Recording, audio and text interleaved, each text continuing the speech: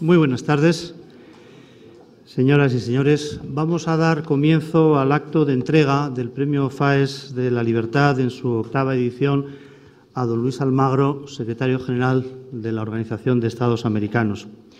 Como director de la Fundación FAES y secretario del patronato, me corresponde dar cuenta del acuerdo de este órgano.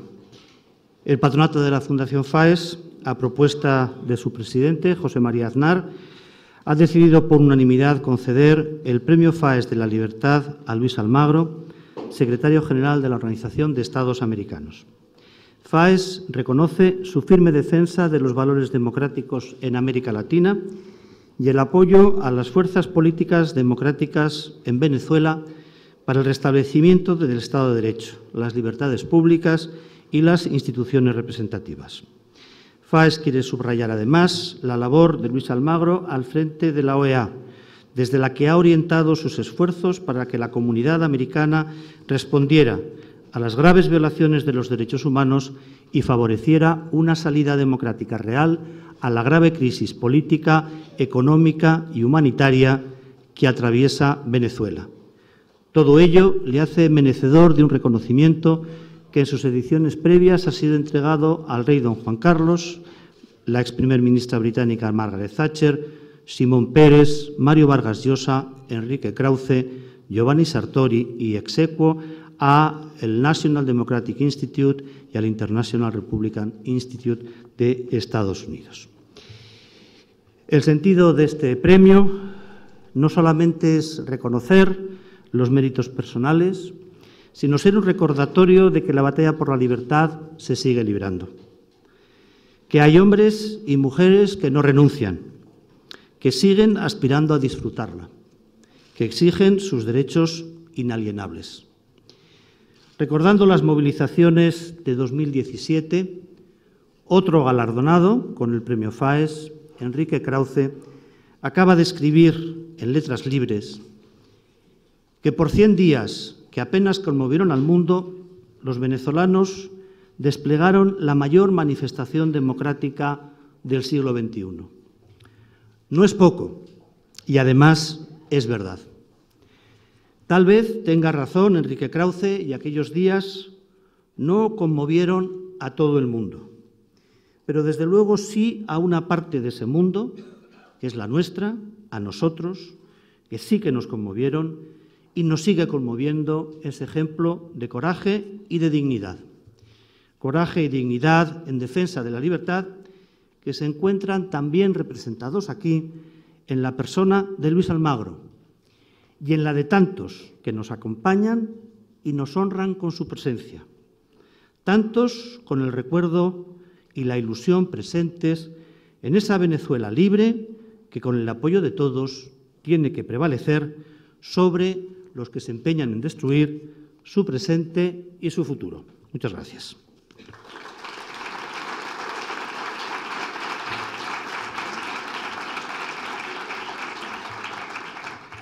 Señoras y señores, queridas amigas y amigos, es una gran satisfacción que un año más, con la presencia de todos ustedes, la Fundación FAES haga entrega de su Premio de la Libertad. Como acaba de decir nuestro director Javier Zarzalejos, es el 8º que entregamos. Y en este caso, en reconocimiento de los méritos que el patronato de la Fundación ha apreciado en la persona de Luis Almagro, secretario general de la Organización de Estados Americanos, político y diplomático uruguayo y una voz respetada, íntegra y coherente, que en la comunidad internacional se alza en defensa de la democracia y del Estado de Derecho. El Premio FAES de la Libertad ha reconocido a personas y entidades caracterizadas por su compromiso con este valor supremo. Pero a través de este reconocimiento ha querido poner de relieve algunos de los grandes procesos políticos movidos por el objetivo de alcanzar la libertad y la democracia. Quiero recordar el primer premio que entregamos a Su Majestad el Rey don Juan Carlos, porque en su persona no solo quisimos reconocer su firme convicción en una España democrática, sino que quisimos recordar lo que significó nuestra transición, el pacto constitucional, la reconciliación entre los españoles y el alumbramiento de un proyecto común de libertad del que la Corona fue impulsora y artífice esencial. Hoy, el reconocimiento que expresamos a Luis Almagro es el reconocimiento a su labor y la expresión de nuestro compromiso con la libertad en Venezuela y en toda América Latina, y por la admirable lucha de los demócratas venezolanos por el futuro de su país. Quiero saludar muy especialmente a los muchos miembros de la comunidad venezolana en Madrid que nos acompañan. A todos les hago llegar mi solidaridad y para ellos pido todo el apoyo que debemos prestarles. Como uruguayo, Luis Almagro es un exponente calificado de la mejor tradición democrática de su país. Y si he hablado antes de la coherencia e integridad, es porque Almagro ha dado muestras sobradas de ambas en su larga trayectoria en la vida pública. Coherencia respecto a su estructura de creencias, defendiendo siempre la libertad y la democracia como pilares necesarios para edificar una sociedad mejor. Integridad a la hora de mantener sus posiciones frente a todos aquellos que de forma explícita o implícita se oponen a los valores que la sociedad abierta necesita para sobrevivir, sean estos amigos o adversarios ideológicos. Puso sus convicciones por encima de sus intereses personales y no dudó en renunciar a una brillante carrera política en su país cuando entendió que no podía compartir las posiciones del gobierno al que pertenecía en asuntos esenciales. Y el compromiso con la libertad y la democracia es sin duda uno de ellos. Es muy posible que si Luis Almagro fuera español o yo fuera uruguayo, no votaríamos al mismo partido. Seguramente mantenemos opiniones distintas en diferentes temas y es también posible que nos identifiquemos con tradiciones políticas diferentes. Pero nada de eso impide nuestro reconocimiento, porque luchar por la libertad, por la ley, por los derechos fundamentales, por las instituciones representativas, por elecciones libres, es un compromiso, si se me permite la expresión, prepolítico. Es un compromiso por crear las condiciones en las que sea posible la política. No se trata de imponer una determinada concepción de la política, sino de hacer posible que puedan confrontarse pacíficamente todas las opciones legítimas en democracia. Los españoles aprendimos pronto que cuando lo que está en juego es la construcción de un marco de convivencia para todos, el dilema no es entre derecha o izquierda, sino entre democracia o autocracia. Por eso he abogado siempre por la unidad de la oposición democrática y por eso bien conocemos los esfuerzos del régimen venezolano por dividirla y debilitarla. A mi juicio, la unidad sigue siendo un imperativo indiscutible y la exigencia de elecciones libres una exigencia indeclinable e innegociable. Ya no se puede hablar solo de deriva autoritaria en Venezuela. Hace mucho tiempo que el régimen dejó de derivar hacia para instalarse en la arbitrariedad, la violación sistemática de los derechos fundamentales, la coacción y la suspensión de cualquier residuo de democracia. Detrás del desplome económico de Venezuela está el inmenso sufrimiento de los venezolanos. Estudios recientes hablan que más del 61% de la población vive en condiciones de extrema pobreza y que esa cifra aumenta por días. Una sociedad rota por la pobreza y por el exilio. Pobreza y exilio que el propio régimen genera y crea y estimula para sobrevivir. Durante la década de los 90, Venezuela fue considerada como una de las mejores democracias en la región. Lo sorprendente es la velocidad a la cual se ha producido este proceso de degeneración. La que fue una de las sociedades más abiertas a nivel latinoamericano se encuentra en este momento blindada y cerrada ante el mundo, sufriendo un proceso de retroceso difícilmente previsible hace tan solo 10 años. En 20 años, literalmente, se ha destruido un país. El caso venezolano demuestra que todos los que creemos en la libertad debemos estar siempre vigilantes, Como decía Thomas Jefferson, el precio de la libertad es la eterna vigilancia. La cuestión venezolana evidencia cómo en una democracia consolidada muta primero en un régimen de carácter populista, de esos que ahora parecen tener cierta aceptación, y por último se convierte directamente en un régimen autocrático y dictatorial. Pero no deberíamos pensar que la advertencia de Jefferson aplica solo a Venezuela. Vigilar para que los enemigos de la democracia no avancen es un deber que nos afecta a todos.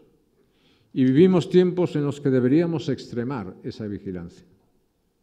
En casi toda Europa, los sistemas políticos están sufriendo una crisis profunda, en la que el nacionalismo y el populismo están cambiando referencias democráticas fundamentales y están condicionando la agenda política. Los partidos que durante décadas han representado las grandes tradiciones políticas occidentales se encuentran en pleno declive electoral, cuando no en trance de desaparición, mientras una profunda brecha generacional atraviesa la política.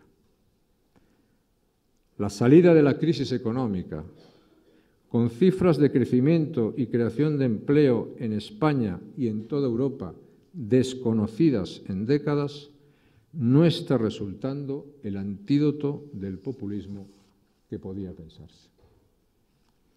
España, que vive una sólida recuperación, tiene también sus propios desafíos que van a exigir un esfuerzo de acuerdo amplio y duradero entre las principales fuerzas políticas, ahora y en el futuro, hasta donde podemos prever. Ni las pensiones, ni la educación, ni la transición energética, ni el sistema fiscal, ni la estabilidad territorial se pueden afrontar solo con decisiones de corto plazo y con mayorías precarias. Nuestro sistema político tiene que ofrecer una prueba convincente a los ciudadanos de su madurez y de su eficacia, recuperando los mejores precedentes de acuerdo que se ha dado en 40 años de democracia. Sin duda, esa prueba es más exigente cuando persiste un intento secesionista y desestabilizador en Cataluña. Nacionalismo radical y populismo es un maridaje que mantiene a la sociedad catalana, a su futuro económico, a su cohesión como rehén de las ensoñaciones fallidas del independentismo. Cataluña tiene que dejar de ser rehén del independentismo y afirmar que ni España, ni Europa, ni la propia sociedad catalana admiten ni la secesión, ni la ruptura social, ni el empobrecimiento económico. El nacionalismo y el populismo apuntan muchas víctimas potenciales, pero para desgracia de tantos, Venezuela, como decíamos, ya es una víctima real de estas patologías. El pueblo venezolano ha sido víctima de un asalto, ha sido víctima de un expolio en toda regla de sus derechos y libertades, de su mejor tradición política e institucional y de su riqueza nacional. Y todos los que nos identificamos con los valores de la democracia y los que creemos en el Estado de Derecho y en las instituciones representativas debemos apoyar al pueblo venezolano y a quienes representan sus aspiraciones. Tanto los que están dentro, siempre con la amenaza del encarcelamiento y la tortura, y en la actualidad hay más de 200 presos políticos en Venezuela, como a los que persisten desde el exterior, aquí en España o en cualquier otro lugar de América Latina. El respeto por los derechos humanos y el apoyo a toda medida en pro de la libertad en ese país debería ser una prioridad para todos los gobiernos occidentales. Y concretamente, debería ser uno de los puntos centrales que identifiquen la política exterior del Gobierno de España, apoyada en el consenso más amplio con las principales fuerzas políticas democráticas. También la prensa y la sociedad civil españolas tienen mucho que decir. Y no debemos olvidar nunca esta cuestión venezolana. Debemos ayudar a que el hecho de que Venezuela siga siendo parte del debate público, porque ello ayuda a enfrentar la dictadura. Edmund Burke indicaba en el siglo XVIII que el mal triunfará si los hombres buenos no hacen nada. Y sinceramente creo que en la actualidad nos vemos en dicha tesitura. Venezuela es el más dramático de los casos, pero no es el único. Se vuelve a escuchar con frecuencia preocupante aquella terrible pregunta de Lenin: ¿libertad para qué? Oímos hablar con una naturalidad creciente de las democracias iliberales. Y yo digo que ante esto no podemos contentarnos con ser hombres buenos, pero inactivos. No podemos dar la libertad como un logro adquirido para siempre, ni como un bien del que solo algunas sociedades tienen el privilegio y el lujo de disfrutar. No hay lugar para la doble moral de aceptar para otros lo que no estamos dispuestos a soportar para nosotros mismos. No hay lugar para la benevolencia con un régimen por no se sabe qué falaces complicidades ideológicas. No es aceptable imponer sobre la oposición democrática un deber de negociar sin garantías con quien han dado pruebas sobradas de hacer de la negociación un artificio para su provecho. La batalla por la libertad no está ganada. Necesitamos seguir defendiendo con la suficiente pasión y con la suficiente cabeza este gran valor. Este valor esencial en un empeño que es político, pero que también es, y bien lo sabemos, un empeño moral e intelectual. Y hoy basta con volver la vista hacia nuestro entorno más próximo, el entorno europeo, para comprobar que la sociedad abierta, el debate racional, las instituciones representativas son atacadas por extremismos de izquierda y de derecha día tras día y aspiran a tener una expresión política elección tras elección. Uno de los antecesores del señor Luis Almagro a la hora de recibir el Premio Faes de la Libertad fue el politólogo italiano Giovanni Sartori. El profesor Sartori, como muchos de ustedes saben, dedicó su vida precisamente al estudio de la democracia liberal. Y en ese sentido es necesario tener en cuenta lo que él y muchos otros intelectuales en la segunda mitad del siglo XX decían. La democracia liberal es resultado de una mezcla virtuosa de las mejores tradiciones políticas occidentales. La separación de poderes, el imperio de la ley, la sociedad civil, los derechos fundamentales, las elecciones libres. Nada de esto, insisto, es un lujo que solo está al alcance de algunas sociedades privilegiadas. La libertad es la condición esencial para el progreso de una sociedad, también para el progreso económico, porque solo desde la libertad se emprende, se innova y se crea. Este año, como sabemos, es un año de gran importancia para América Latina. El continente afronta a lo largo del 2018 varios procesos electorales. Algunos, por cierto, no son dignos de llamarse proceso electoral. Sin duda, las elecciones presidenciales en Colombia, México y Brasil tendrán una extraordinaria importancia para la dirección futura que tome el continente y para el avance de las reformas políticas y económicas. América Latina ha transitado la democracia en los 80 y en la mayor parte de los casos ha logrado consolidar dicho sistema. Ahora se debe afrontar el reto de la calidad y en ese sentido los esfuerzos de Luis Almagro han sido y son muy importantes. Teniendo presente todo lo anterior, parece lógico que Luis Almagro sea nuestro Premio Faes de la Libertad en este año 2018. Desde que tomó posesión de su cargo como el 11º secretario general de la Organización de Estados Americanos, Luis no ha parado de defender principios esenciales de institucionalidad y convivencia a través de informes, declaraciones y de las iniciativas propias de su posición en la OEA. Permítame referirme a dos casos concretos. El primero es el informe que Luis Almagro presenta al Consejo Permanente de la OEA el 30 de mayo de 2016. Se trata de un documento impresionante, exhaustivo y fundamentado, que es un verdadero y dantesco expresión del descenso a los infiernos que se ha producido en Venezuela. El segundo caso tiene que ver con Cuba. Ya el año pasado a Luis Almagro se le concedió el premio Osvaldo Payá.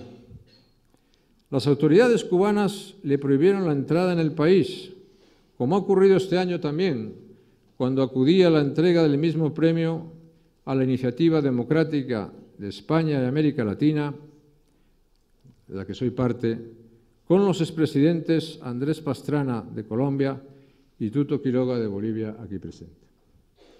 También en 2016 la Comisión Interamericana de Derechos Humanos había afirmado en su informe anual que la situación permanente y sistemática de vulneración de los derechos humanos de los cubanos durante décadas no ha variado sustancialmente. Hoy podríamos añadir que 2 años después ha empeorado. Y por si hubiera duda, el periódico oficial, y cito textualmente, sentenciaba, que Luis Almagro debe tener claro que ni la OEA, ni ninguno de sus funcionarios, ni por supuesto él mismo, serán jamás bienvenidos en la Cuba revolucionaria de Fidel. Pues bien, señoras y señores, ante esto y para finalizar mi intervención, yo solo puedo añadir, enhorabuena Luis, bien merecido este premio. Muchas gracias a todos por su presencia aquí esta tarde.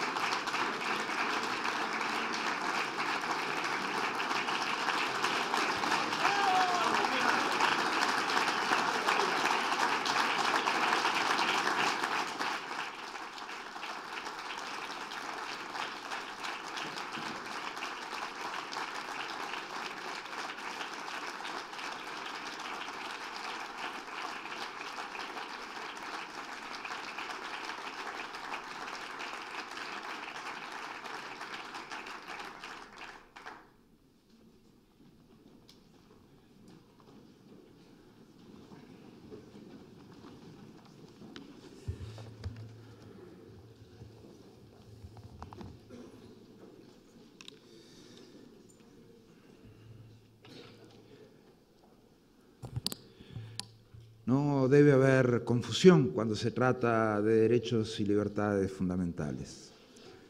No hay grises, no pueden ser objeto de negociación ni manipulación para alcanzar intereses políticos particulares. Deben ser defendidos a toda costa, mantener estos fundamentos esenciales sobre los cuales deben asentarse los sistemas políticos de la región. Amigas y amigos, la Fundación FAES, me complace estar aquí con ustedes este día y me honra el aceptar el Premio FAES de la Libertad. En nombre de todas las valerosas personas dedicadas al fortalecimiento de la democracia y la protección de los derechos humanos en Venezuela, en las Américas y en el mundo. Agradezco al presidente de la Fundación para el Análisis y los Estudios Sociales, José María Aznar, y su patronato por este singular reconocimiento. Agradezco especialmente sus palabras y por un segundo casi logra hacerme plantear un dilema de qué votaría yo si fuera español, pero lo saqué inmediatamente de mi cabeza. FAES ha estado siempre al frente de la denuncia en Europa de las atrocidades de la dictadura venezolana. Acepto este premio también para que nos recuerde todas aquellas personas que no tienen acceso a la justicia, que viven bajo una tiranía y cuyos derechos civiles, políticos, económicos y sociales están desprotegidos. Comparezco ante ustedes en representación de la Organización de los Estados Americanos, una institución comprometida fundamentalmente con la democracia y los derechos humanos. Este año celebramos 70 años de la adopción de la Declaración Americana de Derechos y Deberes del Hombre, fundamento de nuestro sistema interamericano. Celebramos también 70 años de la Carta de la Organización de los Estados Americanos, en la que los países de nuestra región proclamaron los derechos fundamentales del individuo como sus principios rectores. Esta carta dice que el sentido genuino de la solidaridad americana y de la buena vecindad no puede ser otro que el de consolidar en este continente, dentro del marco de las instituciones democráticas, un régimen de libertad individual y de justicia social fundado en el respeto de los derechos esenciales del hombre, reconociendo así el papel esencial de la democracia para garantizar estos derechos. Cuando asumí el cargo de secretario general de la OEA, adopté el lema "Más derechos para más gente". La desigualdad de oportunidades y la condición de pobreza en la que se encuentran millones de individuos en el continente americano inciden considerablemente en el bienestar social, la estabilidad política y la gobernabilidad democrática. Debemos esforzarnos por eliminar la discriminación, la injusticia, la desigualdad, con el fin de centrar la atención en la esencia de nuestras democracias, en la gente, en nuestros pueblos. Lamentablemente, no se puede dar por descontado el valor que se requiere para defender estas verdades y también para defender la democracia y los derechos humanos. El silencio es, en todos los casos, sinónimo de complicidad. Para algunos el silencio implica no escuchar las voces que rompen el silencio que brinda impunidad. Y por desgracia, esta es una trampa en la que cae frecuentemente la comunidad internacional. Cuando alcé la voz por primera vez para denunciar la situación en Venezuela, parte del continente y del mundo se escandalizó. Fui criticado por la postura que adopté, por señalar las graves acciones encaminadas a desmantelar la democracia en Venezuela. Como secretario general se me acusó de ser beligerante por denunciar las violaciones generalizadas de los derechos humanos y la supresión de las instituciones democráticas en Venezuela. Se dijo incluso que yo no estaba actuando con diplomacia. Lo absurdo de todo esto es que se me acusaba de ser beligerante sin tomar en cuenta el asesinato de cientos de manifestantes, los miles de asesinatos extrajudiciales, ni las incontables e innecesarias muertes de venezolanos como consecuencia de una crisis humanitaria creada por el gobierno.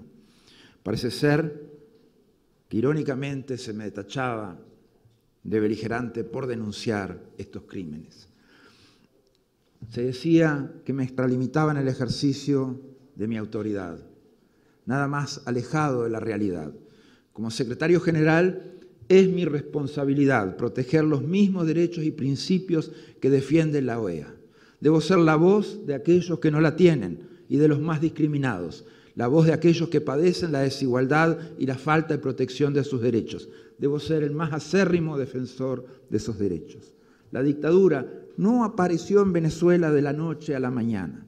Se requirieron muchos años para que su gobierno, electo democráticamente, desmantelara una por una sus instituciones democráticas, aferrándose al poder. Desde que asumió la presidencia, Nicolás Maduro ha instalado un gobierno corrupto y criminal, cuya única preocupación es consolidar el poder y apropiarse de la riqueza de su país. El acceso a lo básico para sobrevivir es controlado mediante la afiliación política. Y todo aquel que se atreve a cuestionar a quienes están en el poder arriesga su vida. Maduro ha reemplazado el Estado de Derecho por el autoritarismo. Desvirtuando el significado de solidaridad regional, la comunidad internacional se había pegado al concepto de no intervención para justificar el hacer la vista a un lado cuando este régimen hambriento de poder aplasta el derecho de sus ciudadanos. Se ha pagado un precio muy alto por el silencio y la inacción. Se ha pagado un precio muy alto por las falsas expectativas de diálogo. Se ha pagado un precio muy alto por la conveniencia de algunos de llevar a términos de gobernabilidad un gobierno corrupto, criminal, dictatorial.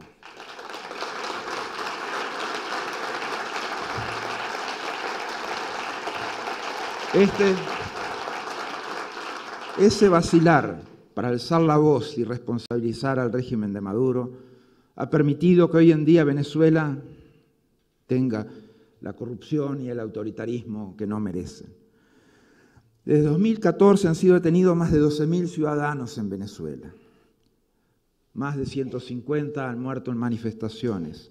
Más de 1.300 han sido presos políticos en diferentes momentos desde que Maduro asumió el poder. Una de las más escalofriantes estadísticas es que desde 2012 se han registrado más de 6.300 ejecuciones extrajudiciales a manos de agentes del gobierno, que irónicamente actúan al amparo de la Operación Libertad y Protección, un arma destinada a sembrar terror entre la población. La corrupción y la mala administración han ocasionado en las Américas una de las mayores crisis humanitarias creadas por el hombre mismo. Hoy se registra una tremenda escasez de alimentos y suministros médicos que han provocado consecuencias de gran alcance.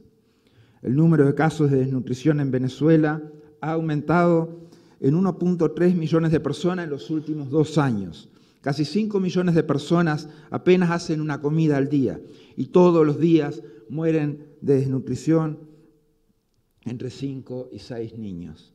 La mortalidad materna ha aumentado en un 66% por falta de suministros médicos para proporcionar los tratamientos más básicos. Y en 2016 murieron 7 bebés cada día antes de cumplir 1 año de edad. El gobierno venezolano sigue negando que existe una crisis humanitaria y ha rechazado reiteradamente toda asistencia internacional, ignorando así la muerte y la destrucción que provoca su corrupción.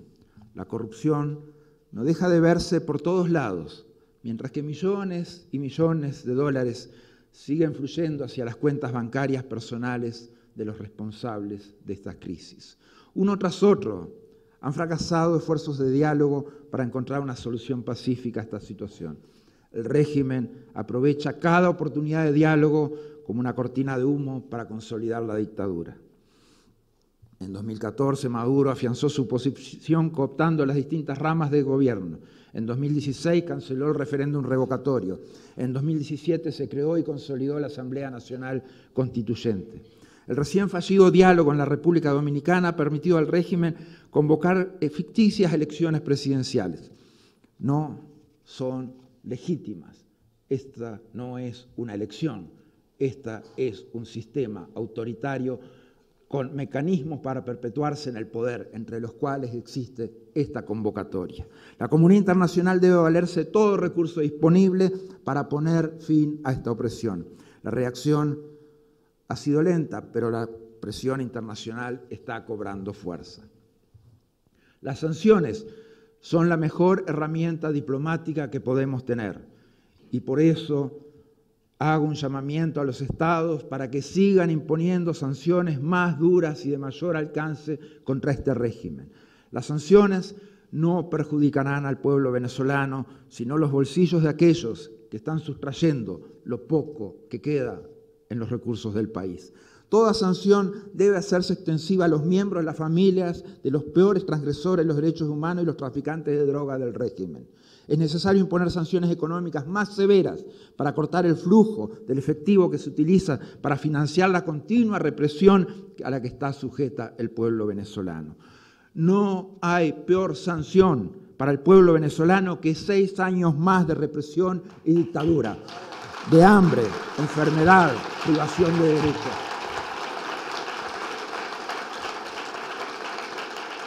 A este gobierno no le importa el sufrimiento del pueblo. Este gobierno es directamente responsable de ese sufrimiento. Venezuela se ha convertido en un Estado fallido. Es una amenaza para la paz y la seguridad internacionales. La OEA está valiéndose de todo recurso a su alcance para ayudar a resolver esta crisis. Hemos invocado la Carta Democrática Interamericana. Hemos creado un proceso para determinar si se han cometido o no crímenes de lesa humanidad en Venezuela. Nos complace saber que la Corte Penal Internacional abrió un examen preliminar sobre la situación en Venezuela, basado fundamentalmente en documentación y trabajos de la abogada Tamara Sujú. La información que ha reunido el equipo de la OEA sobre posibles crímenes de lesa humanidad es verdaderamente aterradora. Hay evidencias de un patrón sistemático y generalizado de encarcelamientos y desapariciones forzadas, tortura y asesinato orquestados todos por el gobierno venezolano. Hay persecución sistemática y enjuiciamiento de la oposición o de cualquier voz disidente. Somos testigos de otros actos inhumanos resultantes de una política de Estado encaminada a distribuir selectivamente alimentos y medicinas solo a aquellos grupos que apoyen al gobierno, excluyendo a los opositores. No podemos permitir que siga imperando la impunidad. Cuantas más voces condenen esta abominable dictadura, más cercana estaremos de ponerle fin y recobrar la libertad para los venezolanos. No hay mejor manera que pararse encima de los principios y de los valores fundamentales de democracia y derechos humanos. Pero aún así, vamos a suponer que el interés económico e empresarial prevalezca por ahí. No hay mejor manera tampoco de defender intereses empresariales o económicos que recuperar la democracia en Venezuela. La democracia en Venezuela es un imperativo fundamental para la reconstrucción del país y no habrá nunca reconstrucción del país si no hay democracia en Venezuela. No habrá nunca nuevamente derechos económicos y sociales, no habrá nunca mejores condiciones de igualdad si no se reconstruye la democracia en el país. No habrá más nunca seguridad para los venezolanos si no se reconstruye la democracia en el país. El 23 de febrero pasado, el Consejo Permanente de la OEA aprobó una importante resolución sobre los hechos más recientes ocurridos en Venezuela. En dicha resolución se pide a las autoridades venezolanas la no celebración de las elecciones presidenciales y que presenten un nuevo calendario electoral que permita elecciones libres, justas, transparentes, legítimas y creíbles y que además atiendan con carácter de urgente el desastre humanitario que hay sobre el país. Esa resolución fue aprobada. Pero quisiéramos, sin embargo, que todos los miembros de la OEA se apresuren a hacer realidad la democracia, el Estado de Derecho y los derechos humanos en Venezuela, pues ellos comparten estos valores con el pueblo venezolano. Ningún país democrático debe ser cómplice y tampoco lo deben ser sus dirigentes ni sus representantes. El silencio, las excusas, las ausencias y la palabrería son las principales razones por las que el régimen venezolano está todavía en el poder.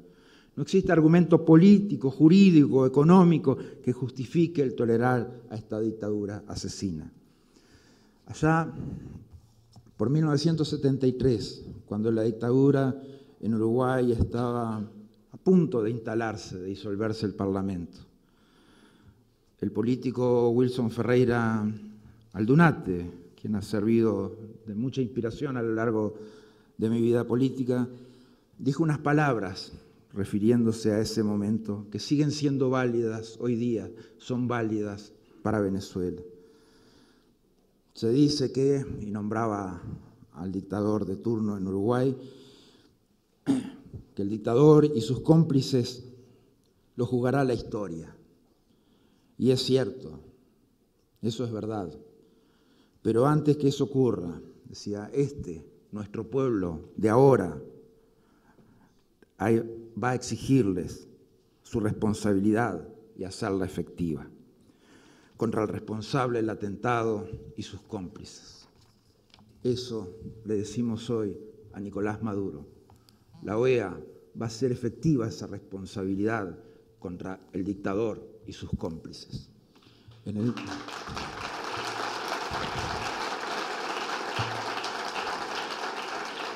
En el mundo de hoy, con nuevas tecnologías, mejor y mayor acceso a la educación, la gente está más facultada para alzar la voz y exigir sus derechos. Por lo que es imprescindible que los gobiernos se percaten de sus inquietudes y actúen en consecuencia. El régimen de Venezuela cree que puede controlar la historia y que puede actuar con impunidad encarcelando oposición, asesinando a sus críticos, cerrando los espacios cívicos y los medios de comunicación. Se equivoca. Gracias al sinnúmero de valientes venezolanos, defensores de los derechos humanos y de la libertad, sabemos lo que está ocurriendo realmente en Venezuela y nos cercioraremos de que este régimen se haga responsable de sus actos. Su valentía nos sirve de inspiración para que todos los días sigamos luchando por ser fieles a nuestros compromisos con los derechos y libertades que hemos consagrado en la Carta Democrática Interamericana y en la Declaración Americana de los derechos y deberes del hombre. Muchas gracias.